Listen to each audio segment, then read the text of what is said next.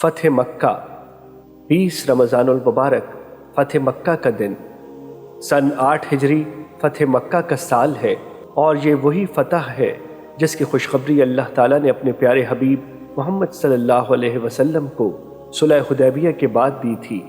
ارشاد باری تعالیٰ ہے، اِنَّا فَتَحْنَا لَكَ فَتْحًا مُبِينًا۔ ترجمہ: اے پیغمبر، یقین جانو ہم نے تمہیں کھلی ہوئی فتح عطا کر دی ہے۔ دوسری جگہ ارشاد باری تعالیٰ ہے، بسم اللہ الرحمن الرحیم، اذا جاء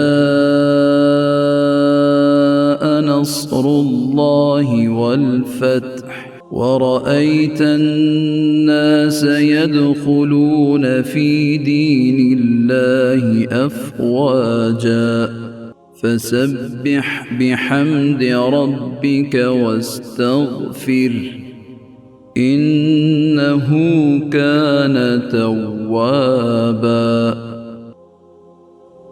ترجمہ: جب اللہ کی مدد اور فتح آ جائے اور تم لوگوں کو دیکھ لو کہ وہ فوج در فوج اللہ کے دین میں داخل ہو رہے ہیں، تو اپنے پروردگار کی حمد کے ساتھ اس کی تسبیح کرو اور اس سے مغفرت مانگو، یقین جانو وہ بہت معاف کرنے والا ہے۔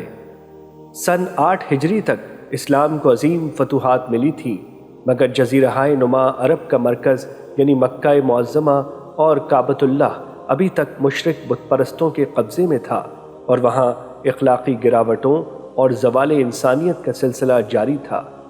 کعبہ و بیت اللہ میں 360 بت نصب تھے، اور مشرکین مکہ ان کی پوجا کیا کرتے تھے اور دوسروں کو بھی بتوں کی پوجا کرنے پر آمادہ کرتے تھے۔ فتح مکہ کے موقع پر رسول اللہ صلی اللہ علیہ وسلم بیت اللہ شریف میں داخل ہوئے اور بت شکنی کا آغاز کیا۔ رسول اللہ صلی اللہ علیہ وسلم کے ہاتھ میں چھڑی تھی، اور آپ چھڑی کی نوک سے ان بتوں کو مارتے جاتے تھے اور یہ آیت تلاوت فرما رہے تھے، وَقُلْ جَاءَ الْحَقُّ وَزَهَقَ الْبَاطِلُ إِنَّ الْبَاطِلَ كَانَ زَهُوقًا۔